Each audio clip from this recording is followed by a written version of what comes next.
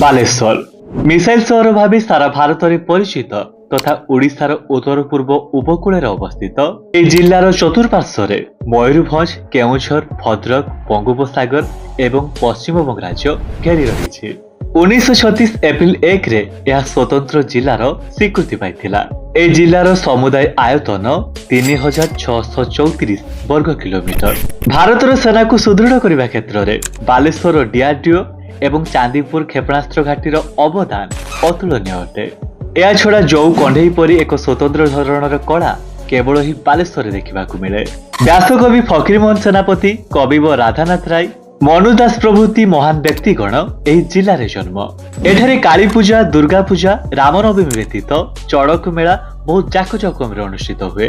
ଜଗନ୍ନାଥଙ୍କ ପ୍ରସିଦ୍ଧ ମନ୍ଦିର ଭିତରେ ନୀଳଗିରି, ଇମାମି ଏବଂ ବାଲିଆପାଳର ଜଗନ୍ନାଥ ମନ୍ଦିର ଏଠାରେ ଅନେକ ପ୍ରସିଦ୍ଧ। ତା ଛଡ଼ା ଏସିଆର ସବୁଠୁ ବଡ଼ ଶିବଲିଙ୍ଗ ବାବା ଭୂଷଣେଶ୍ୱରଙ୍କ ମନ୍ଦିର, ବାବା ପଞ୍ଚଲିଙ୍ଗେଶ୍ୱର, ବାବା ଚନ୍ଦନେଶ୍ୱର, ବାବା ଲଙ୍ଗଳେଶ୍ୱର, ସି ବିଚ୍ରେ ଚାନ୍ଦିପୁର, ଦୌଲାଗଡ଼ି, ଉଦୟପୁର, ଡଗରା, ଚୌମୁଖ, ଯମୁନାଶୂଳର ବିଚ୍ ମଧ୍ୟ ରହିଛି। ତା ଛଡ଼ା ବାଲେଶ୍ୱରିଆଙ୍କ ସ୍ୱତନ୍ତ୍ର ଆଞ୍ଚଳିକ ଭାଷା କଣକୁ କିସ, କଣ ପାଇଁକୁ କେନେ ଆଦି ଏଠାକାର ବାସିନ୍ଦାକୁ ସବୁ ସ୍ଥାନରେ ଚିହ୍ନିବାରେ ସାହାଯ୍ୟ କରେ। ତାହେଲେ କମେଣ୍ଟ ବକ୍ସରେ ଜଣାଇବେ ବାଲେଶ୍ୱରରେ ଏମିତି 3ଟି ଖାଦ୍ୟ ଯାହାର ସ୍ୱାଦକୁ ପ୍ରତ୍ୟେକ ଓଡ଼ିଆ ଥରୁଟିଏ ଚାଖିବା ଆବଶ୍ୟକ।